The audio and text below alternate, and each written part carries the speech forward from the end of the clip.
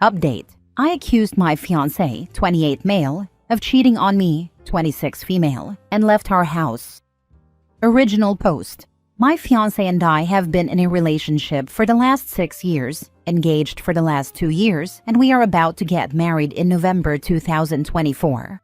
On Monday, I woke up around 2 a.m. to go to the bathroom. As I walked past my fiancé's side of the bed, his phone went off with a message. I got curious and looked. The message was from a girl called Angie. The message said, "It was good to see you again. I had a lot of fun. We should do it again sometime."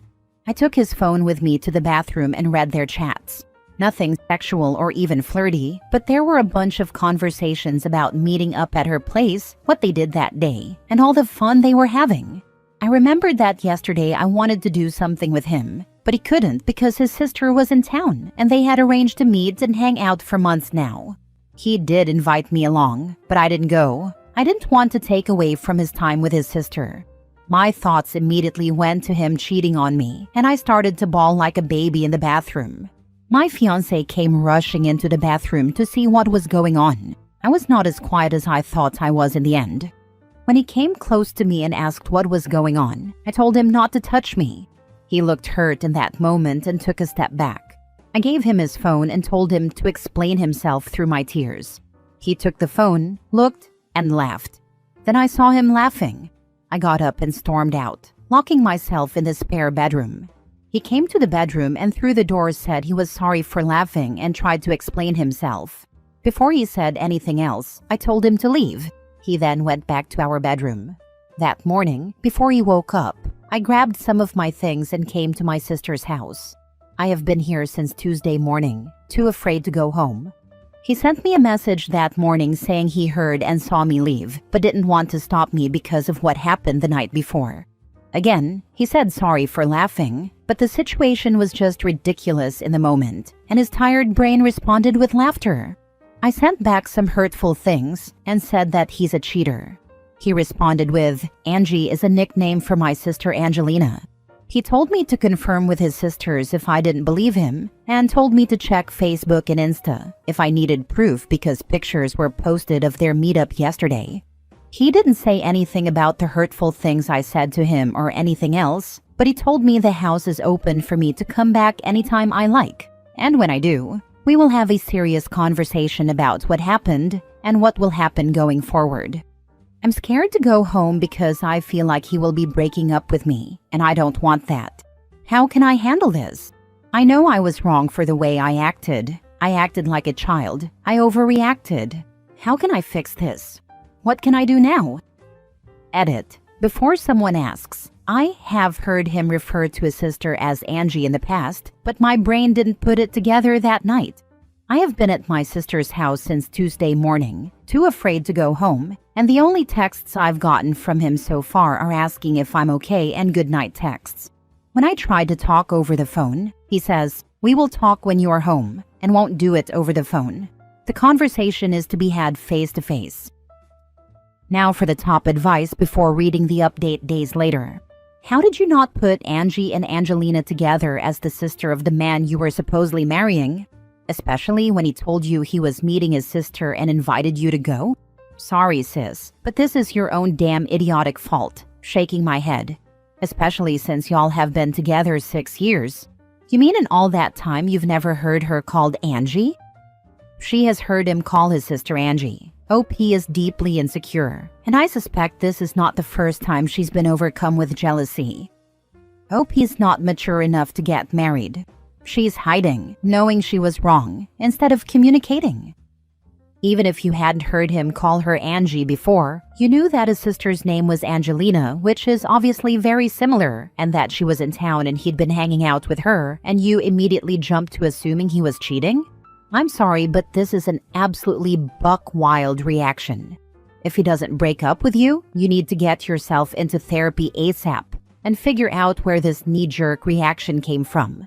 In fact, you really should do that either way, because this level of trust issue in an otherwise stable 6-year relationship is not normal unless you're leaving out something huge like past infidelity.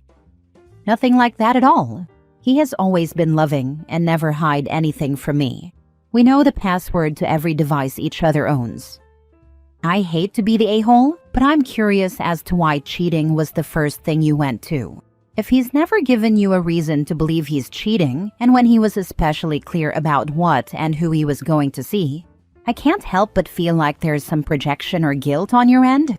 I don't know. It just seems insane to me that that's where your mind went to, and that's how you reacted. I was cheated on before by my previous boyfriend, and found out in an almost similar way. Now for the update days later. This morning I got ready to go home. Before I left, I had a final conversation with my sister, and she basically said the same as all of you.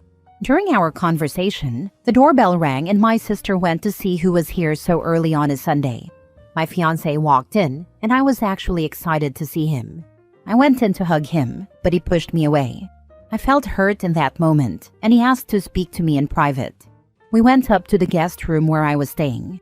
I'm not going to say everything we discussed here, but the short version is this. He found it very childish of me to run out of the house without talking to him. He said he could forgive all of that because misunderstandings happen.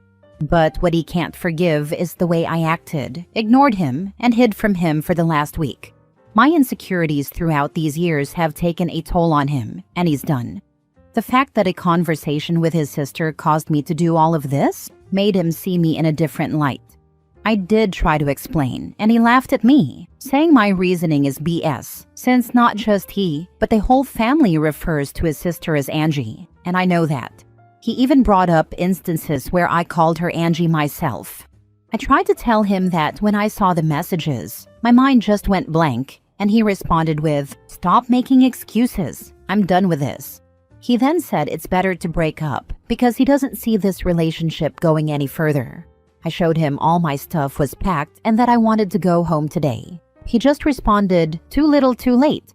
And he said it like he was in a movie, with no emotion on his face. When he looked at me, all I saw on his face, for some reason, was pity for me. He said he will be canceling everything, and all the money I have spent on the wedding so far will be in my account as soon as he gets the refunds. Before he left, he just said, "I hope you find someone who will be able to handle your childishness and insecurities, but that won't be me."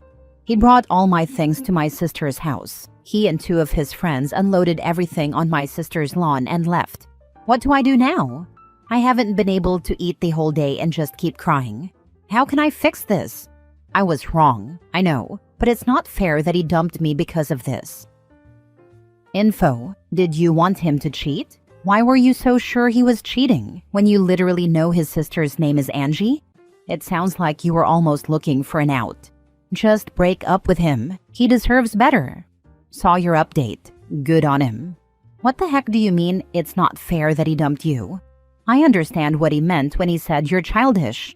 You literally sound like a toddler stomping your feet and saying, "It's not fair." It's absolutely fair. You disrespected him and your relationship by accusing him of infidelity, not letting him explain the extremely rational explanation, and then hiding at your sister's house for an entire week just to avoid facing the consequences of your actions. You need real psychological help if you were cheated on almost a decade ago and still use it as an excuse to be controlling, manipulative, jealous, and childish. I hope you learn from this experience and get the help you so obviously need. I wasn't. I have been cheated on before and my mind just went there. She had a lot of outs to save the situation. It sounds like, at the very least, if she had gone back home and faced her mistake after she realized what had really happened, he was willing to forgive her. But she childishly hid from him for days on end with no response. She asked for this outcome repeatedly. Honestly, this sounds like the last straw to me. Just reading the following line. My insecurities all throughout these years have taken a toll on him, and he is done. That just sounds to me like this is the last of a series of things stemming from her insecurity that have worn him down over the years. And this is the one that finally made him realize it's not going to get any better, and that if he marries her, it'll just be this in perpetuity. I have a friend who experienced something similar. Most people saw him split up with his ex-wife because of an argument, But in reality, it was the last straw in a long line of things that just wore him down. Like him going away with friends, and she would just assume he'd cheated until proven otherwise. So he left her once he realized it wasn't changing, and that he didn't want to have to put up with that. Her mind just went blank. For literally days? To be fair, it sounds like 3 of the 4 hamsters in her brain were already on vacation anyway.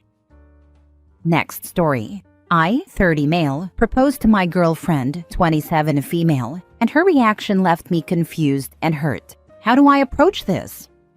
I proposed to my girlfriend yesterday, and while I thought I planned something really special, I'm feeling confused and hurt by how things unfolded. She's always said she wanted 3 things in a proposal. 1, a custom ring she's always wanted, which costs $16,000, though price isn't the issue. 2, a beach proposal, and 3, a surprise. To make it special, I booked a trip to a beach resort she's always talked about. I planned everything around her, snorkeling, swimming, activities she loves. I even had the hotel create a fake itinerary, so I could propose during a private walk on a secluded beach. There was a photographer afterward to capture the moment. On the drive back, she seemed off. We had dinner reservations at 7:30, but because the proposal location was 15 minutes away, we didn't make it back in time. The restaurant offered to send our meals to our room instead, so we ate by the fireplace, just the 2 of us. That night, she told me she was disappointed. She had wanted to celebrate at the restaurant and didn't like having a photographer because she hadn't done her nails. She kept bringing it up throughout the night, and I was honestly shocked. I apologized for not getting back sooner and for the photographer, explaining that I just wanted to capture a special moment in a place we likely wouldn't be able to return to. We ended up arguing because she kept saying room service didn't feel like a proper way to mark our engagement. But in my heart, I had hoped she would just appreciate everything I put into planning this and that we'd be happy simply spending time together. How do I approach this? I just feel so hurt. Now for the top advice. You absolutely certain she is the type of person you actually want to spend your life with? She sounds exhausting. If you're ever thinking of maybe canceling the engagement and rethinking marriage with her, please somehow get the ring back before the talk. She doesn't exactly sound like the kind of person who would give the ring back after a breakup. Makeup wanting to get it properly sized, or adding an embellishment, or heck, just go and pluck it from the side of the bed she's on or something. A $16K custom ring for this ungrateful bee? No. Sir, you need to run, and fast. As a woman, if this is how my weekend and engagement went, getting back to the room would not end in room service. It would end in fiancé service. Dump her. You gave her the dream proposal, but she got stuck on minor details instead of appreciating the love behind it. If she's more upset about a dinner reservation than the fact that you just asked her to spend forever with you, maybe it's time to rethink who you're proposing to. Her take is, she didn't do her nails or eat at the restaurant. This ain't it. What a bummer. Edit. I appreciate the reality check everyone's given, with respect to my obsession over the photographer. Perhaps it's a mea culpa thing in wanting to believe that maybe I did mess up somehow. Otherwise, her reaction makes no sense to me, but therein lies the truth, I suppose. Last story. I lied about being pregnant and now I'm paying dearly. A while back, I lied about being pregnant to try to get my ex to stay. We were engaged, and he came home and ended things in the middle of the day completely out of the blue. The end of that relationship sent me into a spiral. I was really unwell. I think part of the reason I was so broken is that the therapist we had been seeing was actually a close friend of his mom and was more an agent of the mom than a true therapist. The therapist is actually the one who ended the relationship for my ex. My ex's family would have me followed, threatened to call my car in stolen, and were always sending cops to my door, which scared my kids to death. Before I went off his phone plan, they'd use my call logs and location data to track me. The dad actually showed up at the house I was hiding at and started taking pictures of me in my car. It was bad, and I was mentally and emotionally really unstable. I lied for months to everyone, and eventually claimed to have given birth to a stillborn. I feel like a total piece of crap for this. I know it was wrong, but I couldn't stop myself. I have a lot of hate toward myself for acting the way that I did and lying about something so god-awful. I truly feel like I'm a terrible human being. Fast forward to now, and I'm married to someone I'd love to have a baby with. We just suffered our 9th miscarriage in almost 4 years. I think it's my fault for lying. Some sort of karmic justice or something? We've seen specialists and have unexplained recurrent pregnancy loss. I'm really starting to think it's because of me. I don't know how to get this guilt off my chest. Reaching out to my ex isn't an option because it's not safe to do so. How far along were you when you miscarried? I went through something similar myself, recurrent losses, due to 2 undiagnosed immune disorders. And I'm wondering if there is some way I can help. After we discovered the root of the problem, I was able to carry 2 children to term. There is hope. I'm so glad you figured it out. My mother had 12 miscarriages and carried 4 children to term between them. For her, it was a case of rhesus, where the mother's system fights the fetus as a foreign body in her system. I also have a friend that suffered several miscarriages and was very focused on having children. I had told her to focus on getting her marriage back to health. They were both just 100% focusing on getting that baby, nothing else, and looking into adoption, etc. The moment she let go of stress, it'd be easier for her body to relax too. I didn't see her for a few years, and when I did, she was heavily pregnant with her 2nd baby. She said it was exactly like that. She stopped obsessing and it just happened. Just wanted to add to the "there is hope" message. You sound really unwell and fixated on your past. You are blaming your therapist years later and wrote more about how this was their fault than you did about lying for months about something so serious. It is very disturbing that some people are willing and able to engage in deception to that extent. It is harmful to others, and you cannot just blame it on your mental health and therapist. It doesn't matter what was going on in your life, what you did was wrong on a deep level. It's a cruel and extremely manipulative thing to do. I don't think your current struggles are related to that, but I do feel like this post itself is a way to ease your guilt about it in a toxic way. At this point, I am unwell. I keep suffering losses of children I want more than anything. It's heartbreaking and painful. I seem fixated on my past because, in general, I don't run around trying to hurt people, and this is the only thing I can think of that would lead me to deserve the pain and suffering I'm going through now. I'm looking for any reason, medical or not, that might be causing this. I'm not blaming the therapist. She didn't hold a gun to my head. My actions back then were mine and mine alone. I was giving context to the larger situation and my mental state at the time. Did you miss the part where I admitted that I know what I did was truly awful, or that I experience a lot of self-loathing for having lied about something like that? I knew that I would probably face some heat, and nothing you say is worse than the things I say to myself about my past actions. I also knew there was a possibility I wouldn't be believed, and that's okay. The therapist is very much real, and I should have reported her because what she did was unethical and probably could have cost her her license. She was in a position of trust and abused that.